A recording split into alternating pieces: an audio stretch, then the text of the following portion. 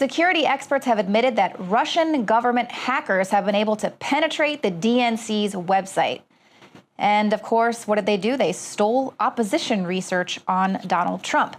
Now, this is the second time we're hearing about the DNC website being hacked into, but the reports are saying that the Russian government hackers got into the computer network of the DNC. They gained access to the entire database of opposition research on Donald Trump. They also thoroughly compromised the system, so they were able to read all emails and chat traffic. Now, they say they weren't able to get in and get any information of donor information, financial, personal, things like that. So this is where they suggest this is traditional espionage and not the work of criminal hackers, because of course they would have gone after that donor financial information. But this is just one of several political institutions that have been targeted, including Hillary Clinton's website, as well as Donald Trump were also targeted. And they apparently had access to the DNC's website for about a year, and they were just expelled over the past weekend in a major computer cleanup campaign. This is according to committee officials. And of course, you were never warned about it, even though a lot of people continued to sign up, give them all their personal information to the DNC. So this is a second time that they were breached. And they say, you know, this is just an example of how the Russian government wants to see the inner workings of the political system and understand the weaknesses, the strengths of future potential candidates, which of course is what America does as well.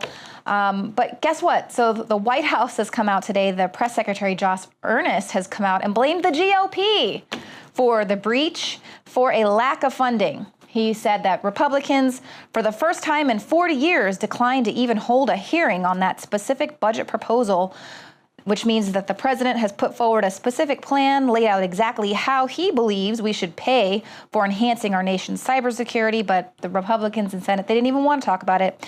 So, you know, that might be true about the president's plan going forward, but that doesn't explain the security breach as it happened and all of the past security breaches that they have experienced. So, you know, it's just like with this attack, a lot of people are saying that we need to support Muslims and want to look away at the fact that they actually hate gay people. So what do?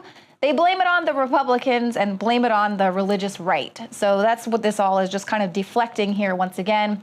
White House blames these security breaches on the Republicans there.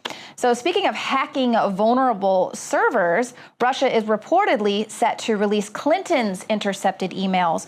Now, this is according to some intelligence sources. They say the Russian government could in the very near future release the text of email messages that were intercepted from Hillary Clinton's private email server from the time she was U.S. Secretary of State.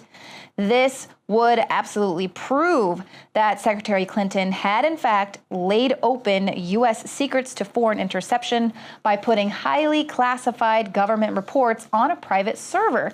And Julian Assange of WikiLeaks has said that indeed, if WikiLeaks releases these emails, it will prove with enough evidence to indict her. So that will be incredibly interesting. Of course, you know, even with this criminal case, she still is running for president and could very well be our next president, scary as that sounds. Of course, one of the things that I'm sure were on her private server, one of those pesky emails that she hastily deleted, was her foreign donations to the Clinton Foundation, and especially and specifically Saudi Foundation funding. So the Saudis have actually funded 20% of Clinton's presidential campaign. This is according to the Saudi Deputy Crown Prince Mohammed bin Salman. He was quoted as saying such. There was a video of him saying that, and it was very briefly reported by the Jordanian Petra news agency, but it was deleted hastily. It was only up there for a very brief amount of time, but a snapshot of the original Arabic version was later republished by the Washington-based Institute for Gulf Affairs.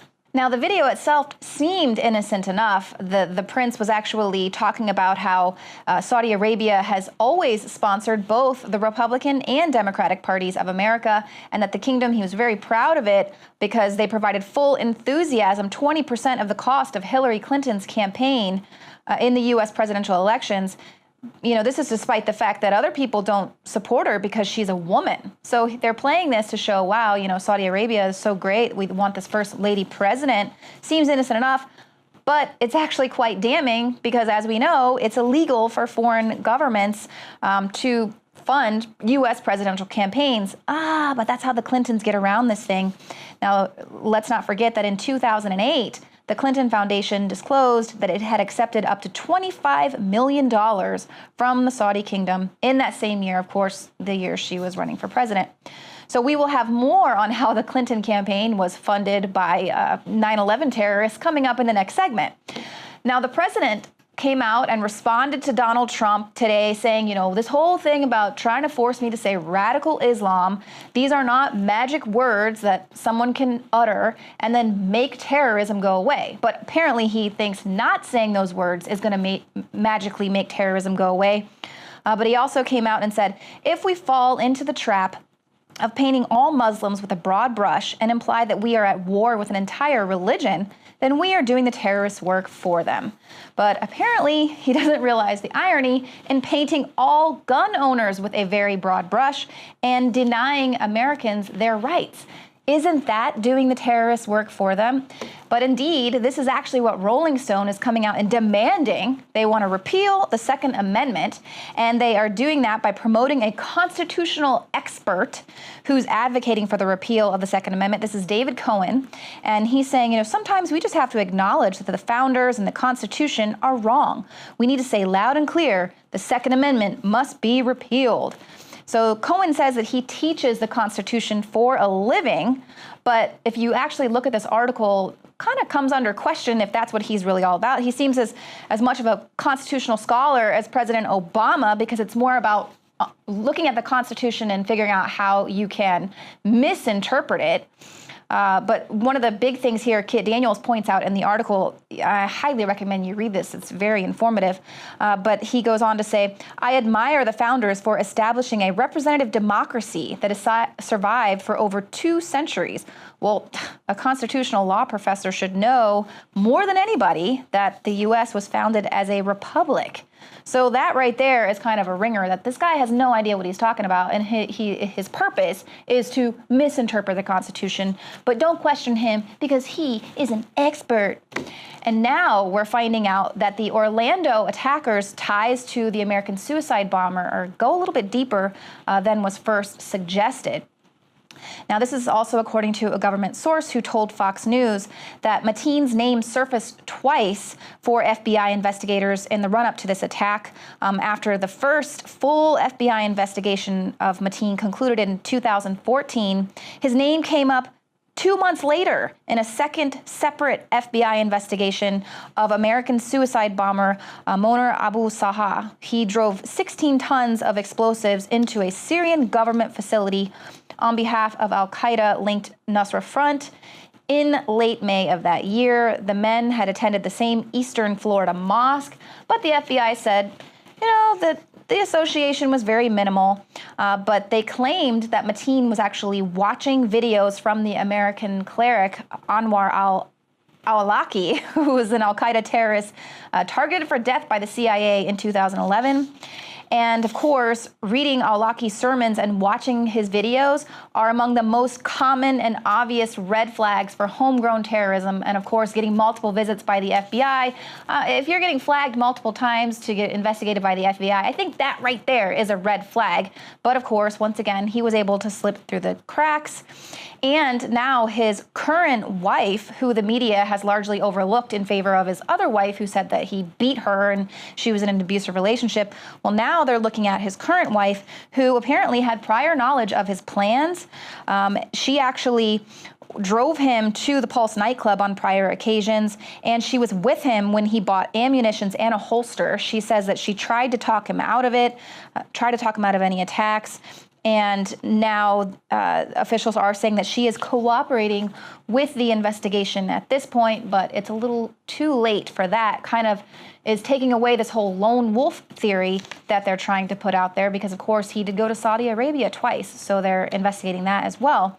Now, in Texas today, we had an armed Somalian man take people hostage in a Texas Walmart here, and they're going to probably label this as workplace violence, because even though he had an Arabic note written in the car and they were asking for a Somalian interpreter so they could talk with him during this hostage crisis, and of course Islam is the #1 religion in Somalia, they're probably going to call this workplace violence because he was killed before he could express why exactly he was doing this.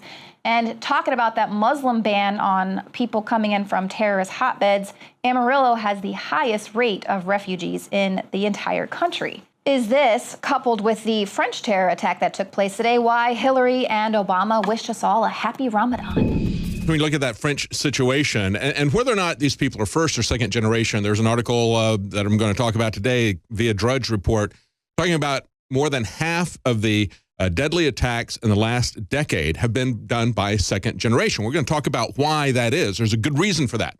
And when we talk about what's going on, I saw comments from people, hey, he wasn't an immigrant. And these guys who shot up Paris weren't immigrants either. That's part of the problem, though, is how they bring the people in. But you got Hillary Clinton coming in and saying, gun control is the only way to stop terrorists from getting the tools they need. And it's like, no. You have to worry, if you're going to let terrorists into your country without any kind of vetting, without any kind of control, the least of your worries is going to be them getting some kind of a semi-automatic weapon. What you really need to be worried about is that they're going to come in and use nuclear, biological, or chemical. Those are the real weapons of war. And what we saw in France, we saw a jihadi coming in using the weapons of jihad. What was he using? He was using a knife, and he was using Facebook. Now, do we need to ban knives? And do we need to ban Facebook? Are those the problems? He stabs the French officer, and this is a police commander.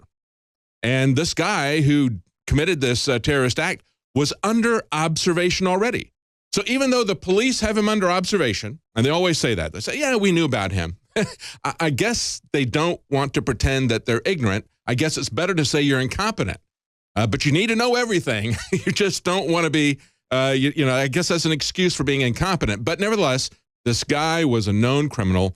They said he was under observation, but he stabs the officer in the stomach, goes into the house, holds his wife hostage, eventually slits her throat in front of the 3-year-old child.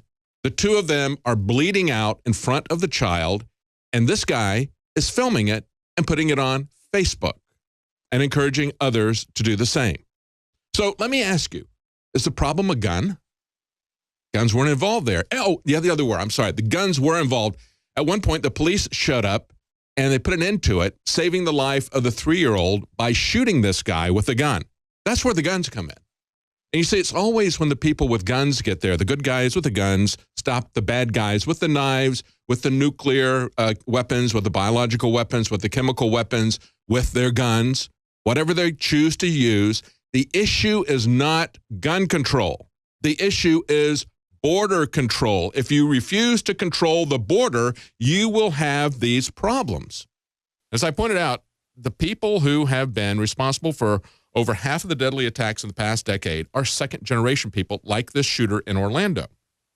Why is that? Well, think about it. What are they being taught in school? They're being taught that the U.S. is bad. They're being taught by our federally controlled schools. They're being taught that white privilege is bad, the founders are bad, the principles this country was founded upon are bad. They've got their social justice committees that they're now setting up in schools, which sound like some kind of a Marxist nightmare. But of course, they don't want them to identify with America. They don't want them to join America. We used to talk about how America was the great melting pot. Everybody brings something into the country, and we all mix it together, and we get something that didn't exist before anywhere else, some unique blend of all these backgrounds and cultures. They don't want that. They don't want the melting pot. They want the tossed salad. They want people to remain distinct, because if they remain distinct and separate from each other in their own little enclaves, or in the case of the Muslims, in their own self-set up and self-maintained ghettos, because they don't want to mix with the outside people. And that happens in many cases. They encourage them not to learn the language. They want us to pay for their education in a different language other than English. So they don't even want them to have a common language with us. What was the Tower of Babel about? Oh, you separate people by language, and they can't work together. They won't work together. It'll be the foundation of confusion and conflict. And that is what our government is engineering with these people who come in. That's why the second generation is worse than the first. They have no concept of the places that they came from, that even though their parents may not feel comfortable in this culture, they know that what they came from was worse than what they have here. But the kids don't know that. And the kids don't want to be identified as American because that's got too many connotations of, being connected to these white males and stuff. So let's come up with a separate identity. And that's when you get these La Raza judges that are coming against Trump. That's when you get this shooter in Orlando, okay? These people come in like this judge, heavily pushing La Raza, push everything for the race. For people outside of the race, nothing. And he comes against Trump. It was about La Raza, just like it's about Islam for this guy. This guy mocked his classmates and celebrated at 9/11. He said, this is what America deserves. And then he shoots 50 people because the second generation hates us the most.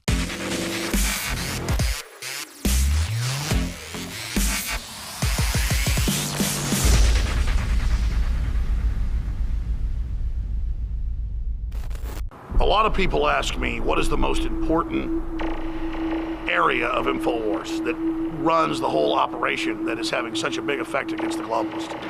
And I've said it over and over again, it is you, the listeners and the viewers, that send us the intel, the news tips, that support the broadcast, that spread the word. You are 90% of the operation or more. You don't stand beside us, you stand at the heart of InfoWars. When I talk about the people at InfoWars, from customer service, the shipping department, being just as important as our anchors, our researchers, our investigative journalists, and myself, it's absolutely true. Without this team that we've built over the last 20 plus years, we wouldn't be able to do any of what we've been doing. And that's what's so exciting, because we finally built up to a point where we now have the launch pad. Introducing AutoShip for InfoWarsLife.com, a new way to save time and money when you stock up on InfoWarsStore.com products. Again, ladies and gentlemen, when products are sold out, you're unable to get them, sometimes for months, but we hold back the products for people that have already signed up for AutoShip. When you choose AutoShip before checkout on your order at InfoWarsStore.com, we'll give you 10% off and give you guaranteed delivery of out-of-stock products that are on your AutoShip list. Plus, we're giving you free shipping on all orders above $50. Listeners have been requesting this for years because it's so easy to forget to reorder the products when you need them each month. Now it's finally here. AutoShip at InfoWarsStore.com and InfoWarsLife.com. It's easy. Go to InfoWarsStore.com, select your favorite product, click on the AutoShip, and choose how often you want us to send you another order. As you know, I coined the term 360 win, and with the new AutoShip feature at InfoWarsLife.com, it's a sure win. You add to that free shipping on orders of $50, it is a can't lose. Visit InfoWarsStore.com and save 10% off on your next InfoWars Life order by selecting AutoShip at checkout and get free shipping on all orders above $50. That's InfoWarsStore.com or call toll-free 888-253-3139.